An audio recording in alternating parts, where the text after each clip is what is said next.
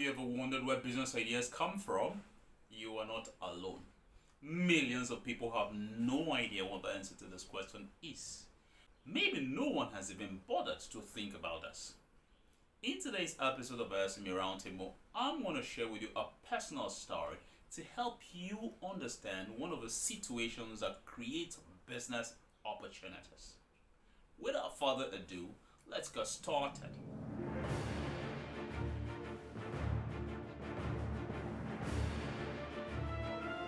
Exactly 19 years ago, I was a student at the Madabele University area, and my class embarked on an excursion trip to the famous Yankari Game Reserve. I was excited about this trip. We took up very early in the morning. After 5 hours of traveling, we got stuck in Akwanga, that's in Nasarawa State, on our way to Jos. No one knew what caused the traffic holdup, but there was a long chain of cars trapped in what looked like 5 kilometers. We were held up there for so long that we ran out of water. Dehydration set in, the heat was exasperating, and we're left to fate essentially. But something happened very dramatic. We were trapped in dead silence. Everyone was preserving the energy of heart, so we weren't even talking to each other. Buy pure water, 10 naira. Buy pure water, 10 naira. All of a sudden, there was this piercing announcement that broke through the silence, and everyone jolted up. I was super excited, and there was a rush, only for me to raise my head up and see my classmate Chukuma Obiora with 2 bags of pure water. We all rushed to take turns and get our own sachet of the pure water to quench our thirst. Very shocked that it was 10 naira though, but I mean, who cared? We needed to quench our thirst more than we needed to be debating on what the price of pure water was. Obiora had collected his money, and then he left the bus as quickly as he came. And he brought another 2 sets of bags after a while. That too finished up in no time. When we settled down after all that chaos, and I asked him, "Oh boy, how you take get pure water now?" The guy smiled at me and said, "Not God." But I'm staring at him literally, expecting to get details. So he told me the story of how he took a long walk, went away from where we were trapped into a village somewhere, and then he ran into a little girl who was selling pure water. He was so thirsty, he bought a sachet for 5 naira and said that he got another one before he could quench his thirst.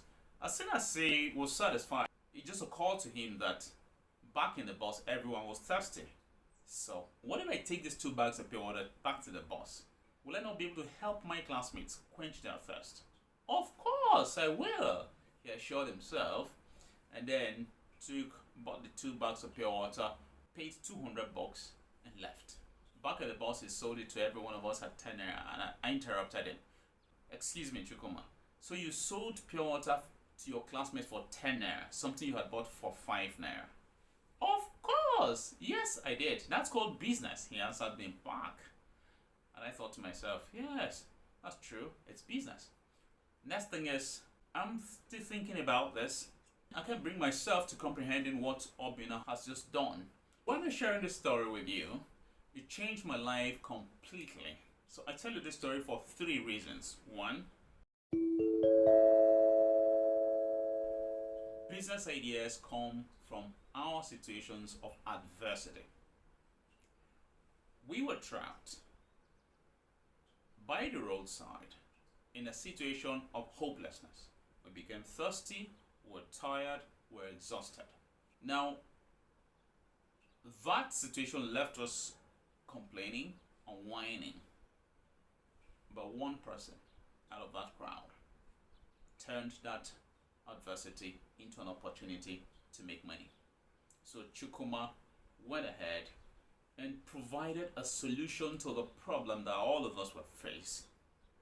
And he got rewarded. Remember how it didn't matter that we would pay 10 naira for a sachet of pure water that was ordinarily 5 naira. That brings to mind the question of what is really the price of commodities? Is it fixed or relative? Lesson number 2. Entrepreneurs are curious people. See how all of us were trapped in a bus, and we stayed in the bus and retired to our faith. But Chukwuma Obiora, who braved the situation and went out of his comfort zone into a terrain he didn't know before now, and it was where he found opportunities to address the challenge that we were dealing with. It was in that venturing out that made him to encounter the girl that sold pure water. Of course, he first of all quenched his thirst. But notice how after quenching his thirst, he quickly got the eureka moment for a business opportunity and took pure water and delivered to his classmates, and he was rewarded handsomely. So entrepreneurs are curious. They want to find out things. They want to know why things are the way they are. They want to go out into the unknown and find out what's beyond the horizon. It's out of that curiosity that you find answers to many problems that humans have. Number 3, entrepreneurs like to take risk. Without risk, there is no reward. And trust me, when I say business is not for the faint-hearted, I truly mean it. See how Chukwuma went out of his way and put his pocket money at risk in order to bring pure water to his classmates in the bus. What if by the time he got to the bus, someone else had brought water to us, and we no longer needed water because we had reached the point of diminishing returns? He would have lost his money. What if as he was coming back, the traffic had eased out and the bus has gone and left him? He had spent his pocket money and he probably wouldn't have had transport to travel to catch up with us. What if this and what if that? Don't we ask all of us questions to express our fears and anxieties when we're presented with business opportunities? Sure we do, but don't get me wrong.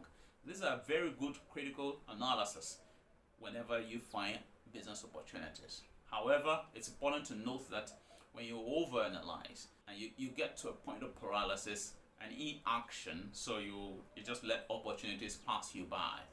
So Chukwuma would take risk, but it's interesting how he took calculated risk.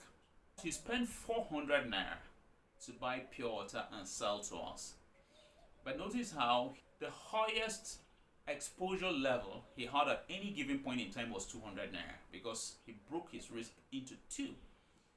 He spent 200 naira for the first 2 bags of water. When he exhausted, he came back and took another 2. So if anything had gone wrong, the maximum loss he would have incurred was 200 naira, which meant that he would have saved his 200 naira. It's important for us to look at this and appreciate it, because risk is not foolishness. Entrepreneurs take risk, but they take calculated risk.